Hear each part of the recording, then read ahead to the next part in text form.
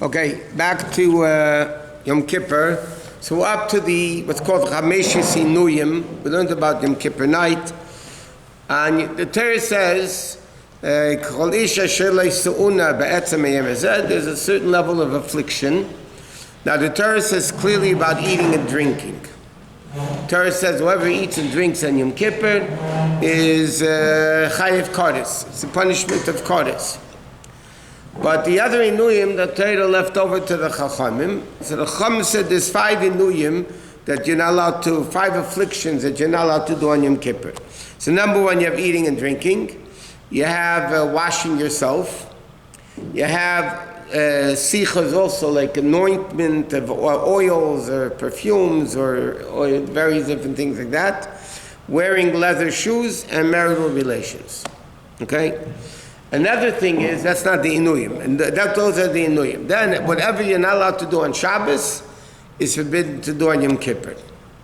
The difference is, Shabbos, if you did it intentionally, it's gila or, kodesh, but if you're warned or not warned. But Yom Kippur, even if you're warned not to do malacha, the punishment is kodesh. So Bais Din doesn't kill you for Yom Kippur, but Hashem gives you kodesh. So eating and drinking, you get kodesh, and doing malacha, and that's forbidden on Shabbos, that you're not allowed to do on Yom Kippur. And then you have additional things, the rest of the inuyim, as we'll soon discuss. So those you don't get kodesh for, but it's still biblically forbidden to do it. So for instance, achila shtia, eating and drinking on Yom Kippur, halachically, the smallest amount is forbidden. The shear of Yom Kippur is not a kazayas, by the way. It's a keseves, which is a date, which is more than a kazayas. But any amount that a person eats or drinks on Yom Kippur is biblically forbidden. Where do we learn this out from? It's not a question where you learn it out from. But for instance, we know that the things that the Torah forbids, let's say you're not allowed to eat chazer, okay? So if you eat pig, if you eat a kazayas of chazer, and you were once, in the time of the Bais Din, you would get 39 lashes, malchus. What happens if somebody eats a half a kazayas, a third of kazayas, whatever, any amount of a kazayas? So you don't get punished, because punishment is only if you eat a kazayas. But there's a famous argument in the Gemara between Rabbi Yochanan and Rish Lakish, if chatzi shiur, if half the amount is biblically forbidden or only rabbinically forbidden. Rabbi Yochanan says chatzi shiur, half of the amount is asim min ha-Torah, and that's the halacha. And Rish Lakish says mutar min ha-Torah, half the amount is biblically permissible. It's rabbinically anyway forbidden. But we paskin like Rabbi Yochanan that any amount, no matter the smallest amount, you can't eat let's say a kazayas of a chazer is an ounce, yeah? So let's say you eat a half an ounce, a quarter of an ounce, you're still getting biblically forbidden. But you can't get punishment of malchus. So any eating or drinking and Yom Kippur is biblically forbidden. Not only that, any enjoyment of eating or drinking, like for instance, you put food in your mouth and you spit it out. But you tasted it in your mouth, so even though you really didn't eat, but it's still biblically forbidden to do that. So you can't rinse your mouth on Yom Kippur. Even things that are not edible, like they call over here, people used to put atze besamim, the tree of besamim, they used to put in the mouth just to freshen the mouth, that would also be forbidden. Now, there's certain exceptions to the rule. Now, Tisha B'Av, the rule is also very strict, you have to fast, but Tisha B'Av, a person who's sick, not deathly ill, for a chayla, is allowed to eat on Tisha B'Av. Yom Kippur, the only way a chayla is allowed to eat on Yom Kippur if it's hakonas nefashos, if it's life endangering. Which, by the way, a lot has to do, according to halacha, with the opinion of doctors. That means what happens if a doctor says, you must eat, and if not, it's life endangering. And the patient says, no, I don't want to eat. The din is you force his mouth open and you make him eat. One doctor is enough. If one doctor says yes and one doctor says no, then you ask a third doctor, and you go halachically, you go by the majority opinion of doctors. But any suffix even pikuach nefesh. Now, because there's a biblical shiur for Yom Kippur, which we said is kriseves, which is a date, a big size of a date. But nevertheless, there's certain times that for cholim, not stam a guy's not feeling good. Under certain conditions, people that are very sick, the chatchila, what they do is they're told, and this has to be told by Rabbonim, you can't just do this on your own. Rabbonim will tell a very sick person to eat less than a shear and wait X amount of time. Because again, in halacha we learned already in Pesach and many dinim, when the Torah says you have to eat matzah, you have to eat a kazayas of matzah in the night of Pesach. You have to eat it with a certain amount of time. If it's going to take you an hour to eat a kazayas of matzah, you didn't do the mitzvah of matzah. It's not called eating. Eating is a certain amount within a certain time frame. Okay? That time frame in halacha is called b'chadei achilas pras. The amount of time, pras means a half. The amount of time it takes to eat a half, which practical speaking, it's the amount of time it takes to eat 3 eggs.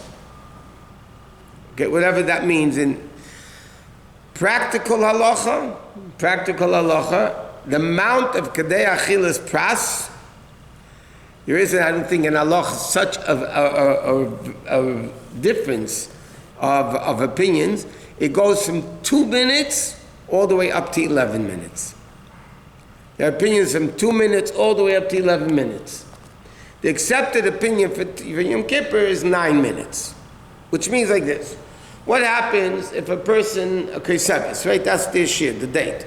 So let's say it's 1.5 ounces, because it's more than let's say it's, for argument's sake, it's 30 gram, by the way, which is 1.06 ounces, I think, whatever. It's 30 grams in gram measurements.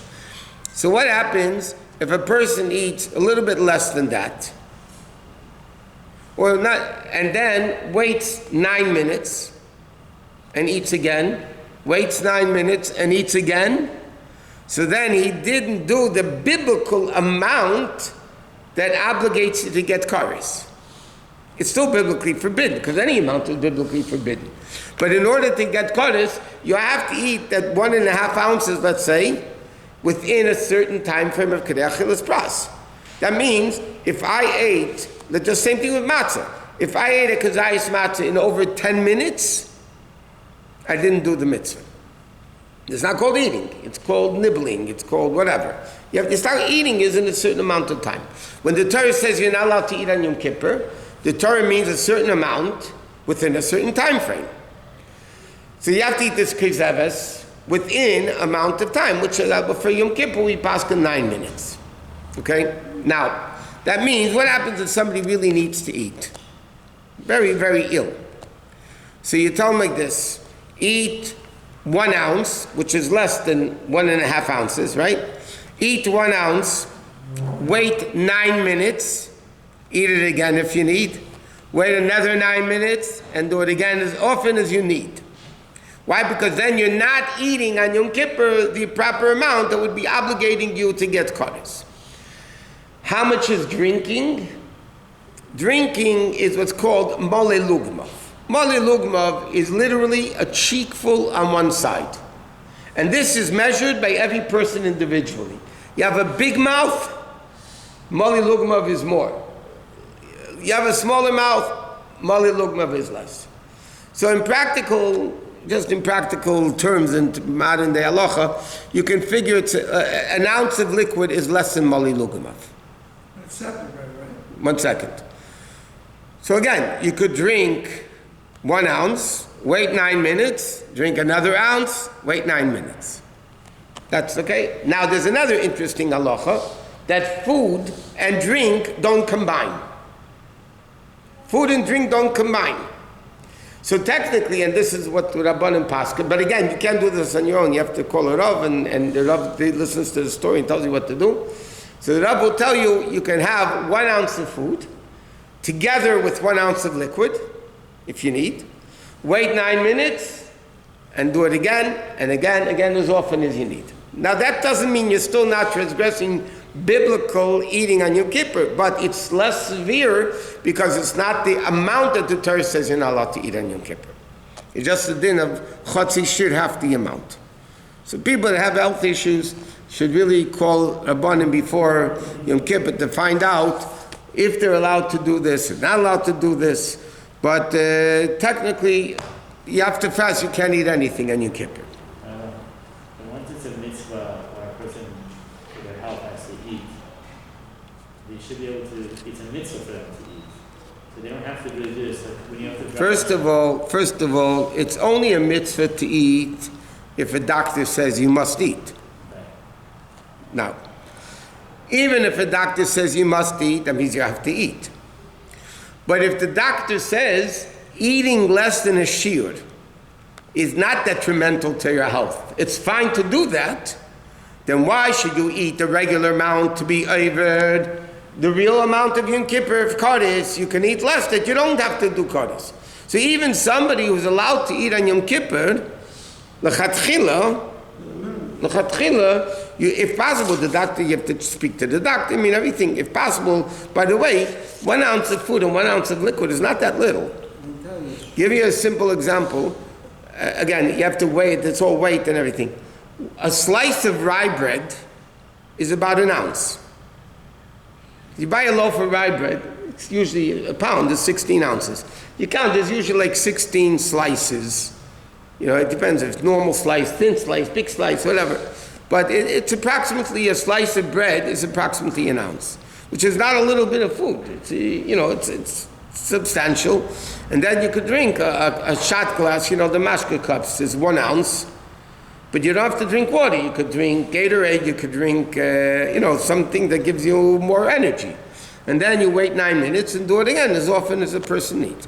But if somebody said, doctor says, no, you must eat, then of course you do it. But the doctor says you have to eat, but you can eat less than a shear and get away, and it's no problem, then that's what you have to do.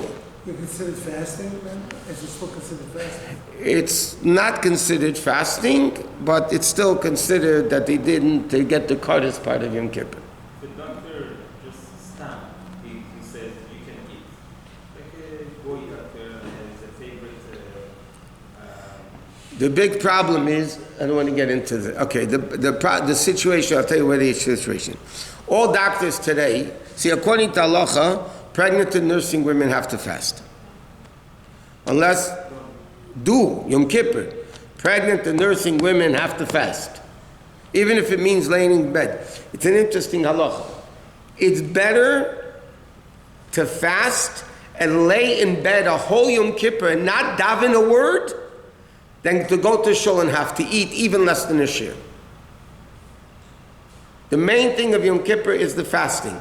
If it means by laying in bed a whole day, 24 hours straight in bed, and I don't have to eat anything, or I can go to shul, I'm going to have to eat this, halacha says you lay in bed a whole day and don't eat. That's how severe it is. So pregnant women have to fast, nursing women have to fast. Now every doctor will tell you a woman's pregnant, you have to fast. You have to eat. It doesn't necessarily means it's true. If it's a high-risk pregnancy, it's a different story. There's a lot, that's why you always have to speak to Rabbanim to hear every case separately and to know how to paskin in each case what you could do, have to do, what you don't have to do, what you're allowed to do, what you're not allowed to do. Yom Kippur is very strict. It's not like Tisha B'Av. Tisha B'Av is also strict, but not. What? Allowing pregnant women to eat on other fasts more than in previous years? The other fast, says pregnant women, nursing women don't have to fast if it's difficult. Today, some Rabbanim, not everybody agrees with it, some Rabbanim today are more lenient with pregnant women, especially Rabbanim in Israel, because the doctors in the Shaarei Tzedek and all the other big hospitals in Eretz Yisrael say that after fasting they have a lot of preemies, premature babies, because women go into labor. But that doesn't mean, again, nobody can paskin from what you hear. And every person has to call and ask it, this is my story, and what do I do, what I don't do.